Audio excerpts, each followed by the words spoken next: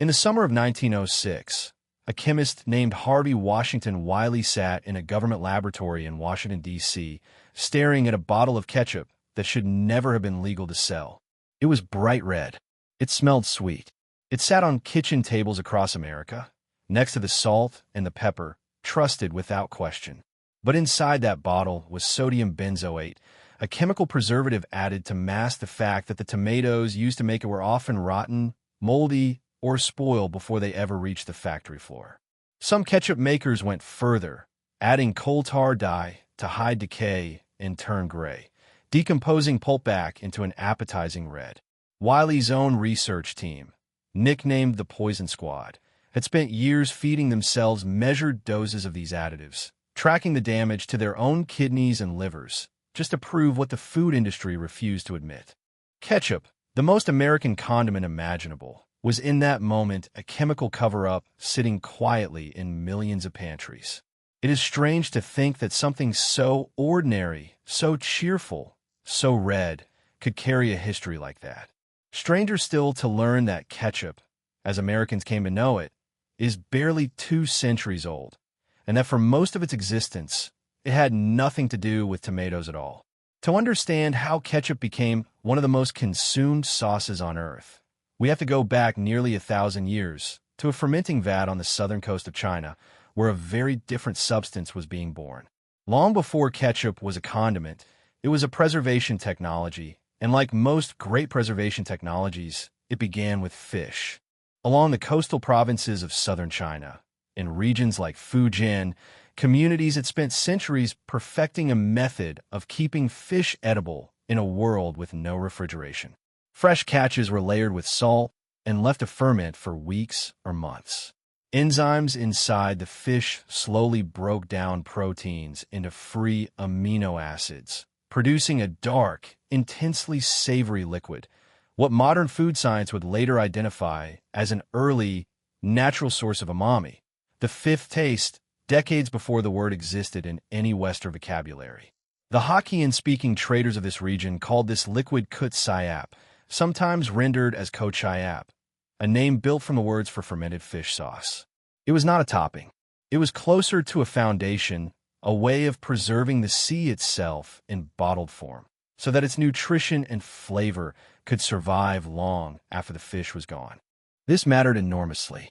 In pre-industrial coastal Asia, fish spoiled within hours in tropical heat. A fermented sauce that could last for months, retaining protein, salt, and flavor in concentrated liquid form, was not a luxury. It was food security. A family with a jar of kut siap had a hedge against famine, a way to season rice porridge into something sustaining, a trade good that could be carried inland to communities that never saw the ocean. Fermentation itself was quietly revolutionary. It required no fire, no refrigeration, no complex machinery, only salt, time, and controlled decay. The same biochemical process that would eventually give the world soy sauce, fish sauce, and miso was already, in these early centuries, producing a sauce whose descendants would one day sit on every table in the Western world, unrecognizable from its origin. It was never just a fish condiment.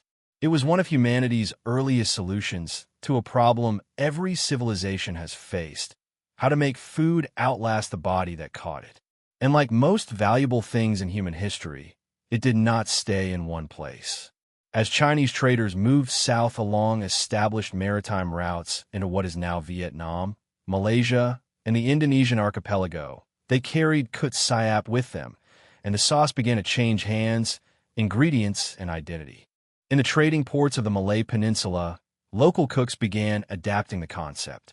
Fish remained central in some versions, but soybeans, already a staple protein across Southeast Asia, offered a plant-based alternative that fermented just as effectively and stored even longer. The result was a family of dark, salty, fermented sauces the Malay and Indonesian world came to call kecap, a word directly descended from the Hokkien original.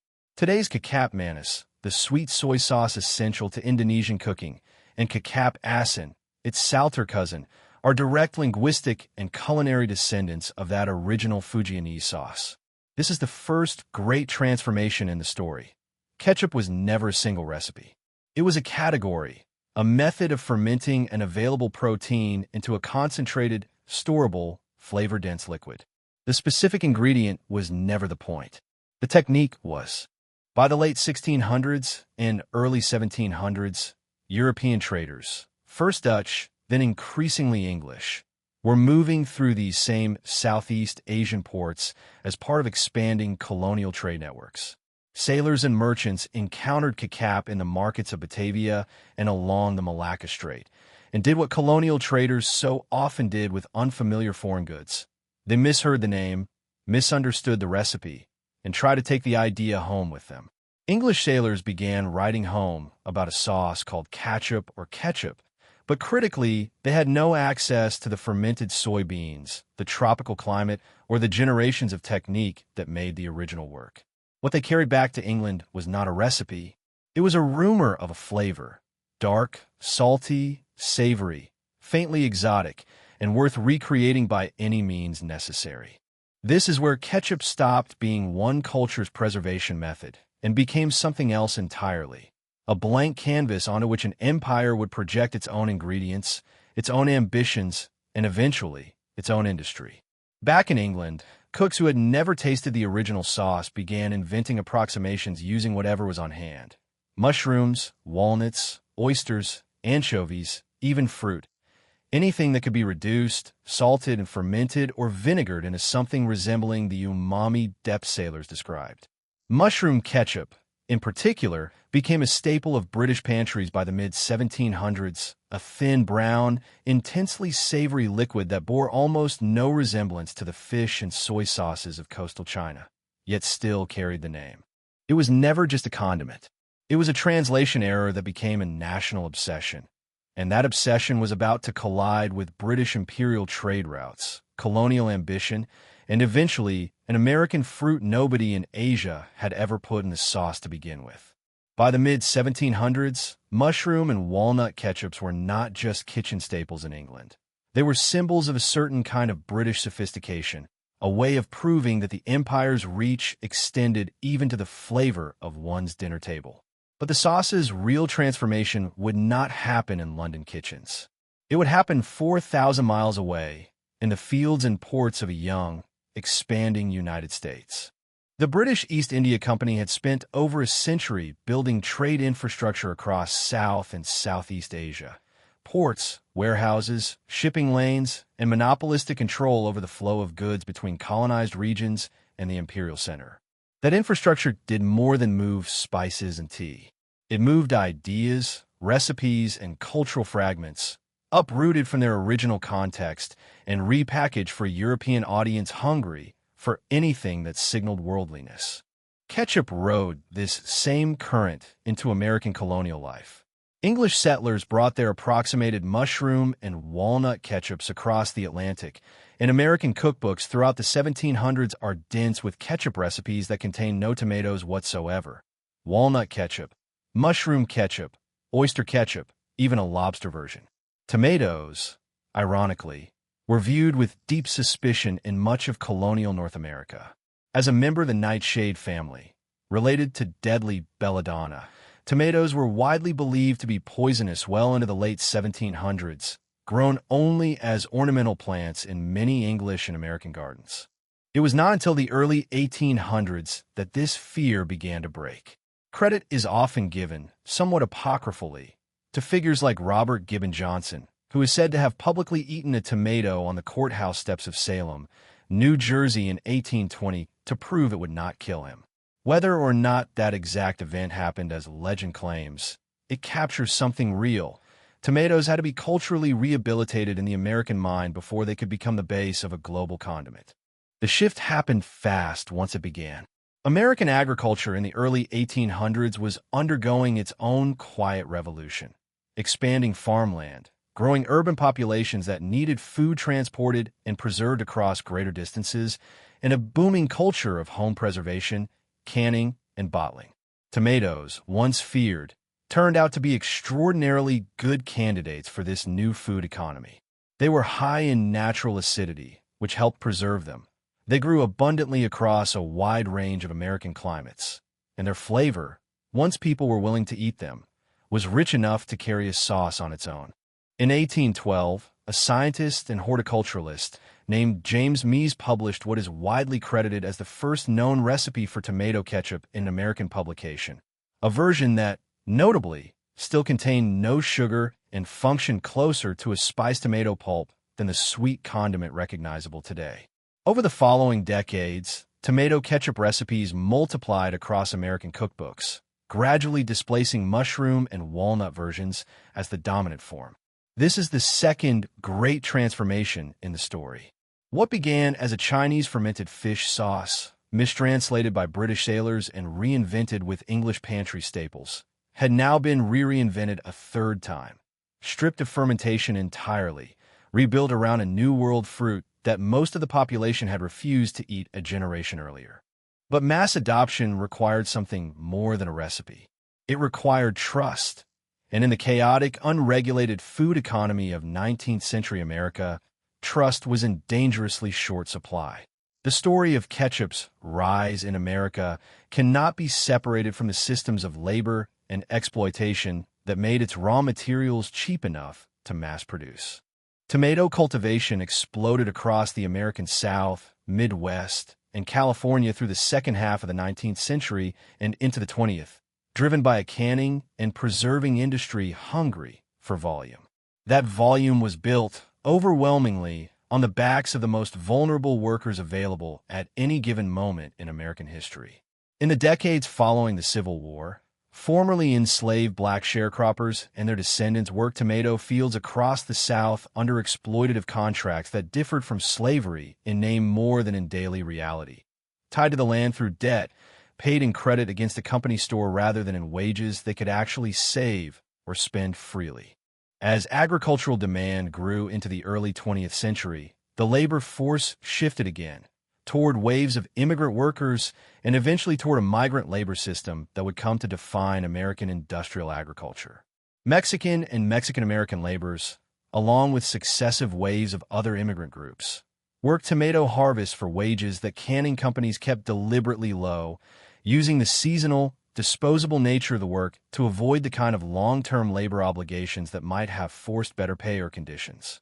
Child labor was rampant in the canneries themselves. Photographs taken by reformer Lewis Hine in the early 1900s document children as young as 5 and 6 years old working alongside their mothers in tomato canning sheds along the eastern seaboard, their small hands considered useful for the delicate work of peeling and packing. These were not marginal cases.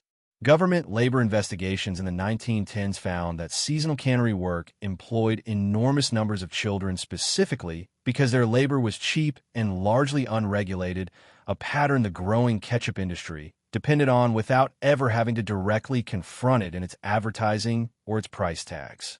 This is the uncomfortable truth beneath the cheerful red bottle. The affordability that allowed ketchup to become a working-class staple, sitting on diner counters and in every American pantry, was subsidized by generations of underpaid and often coerced labor, first enslaved, then indentured through debt, then immigrant, then child.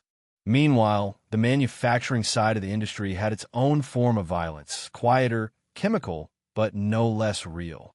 Because tomatoes spoil within days, and 19th century transportation and storage technology was primitive by modern standards, manufacturers faced enormous pressure to use produce that was already beginning to rot by the time it reached the processing floor. Rather than absorb the cost of discarding spoiled tomatoes, many producers masked the problem chemically. Sodium benzoate suppressed the smell and taste of decay. Coal tar dyes, the same class of synthetic chemical compounds used in industrial textile dyeing, restored a fresh, appetizing red color to pulp that had already turned gray or brown. Consumers had no way of knowing this. There was no ingredient labeling requirement, no federal food safety oversight, no mechanism by which an ordinary family buying ketchup at a general store could learn what was actually inside the bottle. It was never just spoiled produce being disguised. It was an entire unregulated industry quietly betting that the public would never find out, a bet that was about to collapse. The man who would break that bet, and in doing so build one of the most dominant food brands in world history, was a Pennsylvania grocer's son named Henry J. Heinz. Heinz had entered the food preservation business in the 1860s, initially selling horseradish, and by the 1870s had turned his attention to ketchup, a crowded, chemically compromised market desperate for a producer willing to do things differently. His insight was not primarily culinary. It was structural.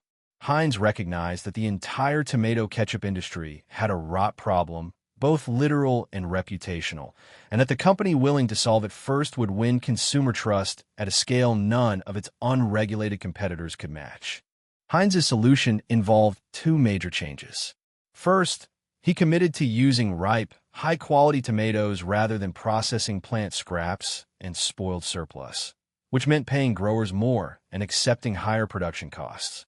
Second, and more importantly, he reformulated the recipe itself to eliminate the need for chemical preservatives entirely. By dramatically increasing the concentration of vinegar and sugar in the recipe, Heinz's chemists found they could create an environment naturally hostile to the bacteria that cause spoilage, high acidity and high sugar content acting as a preservation system in themselves, no sodium benzoate required. This was not a small technical adjustment.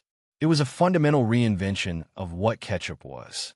The sweet, tangy, thick red sauce that the entire world now associates with the word ketchup, utterly distinct from the thin, savory fish and mushroom sauces that carried the name for centuries before it, is largely a Heinz invention of the 1880s and 1890s, an industrial solution to a food safety crisis that happened to also taste distinctive enough to become iconic. Heinz did not stop at reformulation. He became one of the loudest industry voices supporting increased federal food regulation, a position that seemed to run against his own commercial interests until you understand strategy behind it. Heinz's ketchup was already clean. His competitors largely were not. When Harvey Washington Wiley and his Poison Squad's research helped drive passage of the 1906 Pure Food and Drug Act, the resulting regulations devastated ketchup producers still relying on benzoate and coal tar dye to mask spoiled ingredients, and left Heinz, who had already reformulated years earlier, perfectly positioned to dominate the suddenly regulated market. This is the first great pivot where everything changes. Ketchup stopped being a cottage industry product of uncertain safety and became an industrially engineered, federally validated, mass-produced commodity, and the company that anticipated the regulatory shift earliest inherited the entire market. By the early 20th century, Heinz was producing ketchup at a scale no fermented Asian sauce maker or English mushroom ketchup cook of the prior century could have imagined. Thousands of gallons daily, shipped by rail across an entire continent, sold under a single trusted brand name that consumers had learned, through a decades-long public health crisis, to associate with safety itself. The sauce had traveled from a Fujian fermentation vat to a Southeast Asian trading port to an English pantry to an American factory floor, and at each stop, it had been remade almost beyond recognition. But its most consequential transformation, from regional curiosity to global industrial commodity, was only just beginning. By the early 20th century, Heinz had solved ketchup's safety problem. What came next was a masterclass in turning a condiment into a cultural institution. Heinz's marketing operation was, for its era, extraordinarily sophisticated. The company built its identity around the number 57 varieties, a slogan adopted in 1896 that had almost nothing to do with the actual number of products Heinz sold, which was already far higher. Henry Heinz simply liked the way the numbers 5 and 7 looked together and believed a specific, oddly precise figure would feel more trustworthy to consumers than a round one. It was a lie, technically, and it worked. By the 1900s, the Heinz name and its distinctive glass bottle were among the most recognized brand identities in the world, a status few food products had achieved at that point in commercial history. The condiment's cultural embedding accelerated through the 20th century alongside a phenomenon ketchup was, in many ways, built to serve fast food. As drive-ins, diners, and eventually national burger chains spread across post-war America, ketchup became the default companion to the hamburger and French fry, packaged in small individual portions, engineered for speed and convenience rather than craft. McDonald's alone would eventually become one of the largest single purchasers of tomato paste in the United States. Its ketchup supply chain, running through massive industrial farms in California, contracted specifically to meet fast food's relentless, standardized demand. Ketchup's journey into the machinery of American power did not stop at fast food counters. In 1981, amid federal budget cuts to school lunch programs under the Reagan administration, the U.S. Department of Agriculture proposed reclassifying ketchup and pickle relish as a vegetable serving in federally subsidized school meals, a cost-cutting measure that provoked national outrage and late-night comedy alike, but which also revealed something real. Ketchup had become so embedded in American food policy that a government agency seriously argued a condiment could substitute for actual produce in a child's diet. This is worth pausing on. A sauce that began as a Fujianese fermented fish preservation technique had, within roughly 2 centuries of entering the American food system, become significant enough to appear in federal nutrition policy debates. It was never just a condiment. It had become infrastructure. Ketchup's globalization followed American cultural and military influence outward. U.S. military bases, post-war Reconstruction economies, and the international spread of American fast food chains carried Heinz-style tomato ketchup to markets across Europe, Asia, and Latin America throughout the mid to late 20th century. In a strange historical loop, reintroducing a distant, radically altered descendant of an Asian fermented sauce back into Asian markets, where it now sits alongside, rather than replacing the ketchup and fish sauce traditions it originally descended from. Modern industrial ketchup production is now a study in global supply chain complexity. A single bottle may contain tomato concentrate grown and processed in California or China's Xinjiang region, now the source of a significant share of the world's tomato paste. Combined with high-fructose corn syrup derived from Midwestern American corn, vinegar fermented from any number of global grain or fruit sources, and spices sourced from yet other continents, all before being bottled, branded, and shipped to a supermarket shelf near you. The sauce that once represented artisanal, hyperlocal fermentation now represents almost the exact opposite. A product whose ingredients may cross a dozen borders before reaching a single plate. Today, ketchup is one of the most consumed condiments on Earth, present in an overwhelming majority of American households and exported to nearly every country with access to global food distribution. Heinz alone sells billions of individual packets and bottles annually, and the broader global ketchup and tomato sauce market is valued in the tens of billions of dollars. It is easy to see ketchup now and register nothing but familiarity, a red bottle, a plastic packet, an afterthought reach for without a second thought. But that familiarity is the end product of an extraordinary chain of transformation. A fermented Fujianese fish sauce, carried by trade winds into Southeast Asia, misheard by British sailors, reinvented with English mushrooms and walnuts, rehabilitated through American tomato agriculture built on exploited and often coerced labor, nearly poisoned by unregulated 19th century chemistry, saved by one company's calculated bet on federal food safety reform, and finally globalized through the machinery of American fast food and military cultural influence. What looked ordinary was anything, but every squeeze of a ketchup packet carries, invisibly, the residue of that entire history.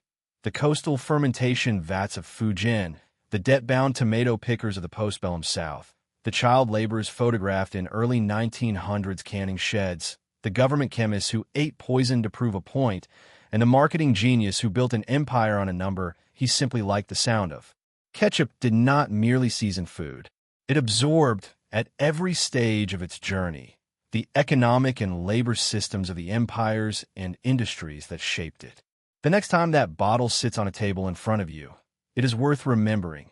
Nothing about it is as simple or as innocent as it looks. Ketchup was never really about tomatoes.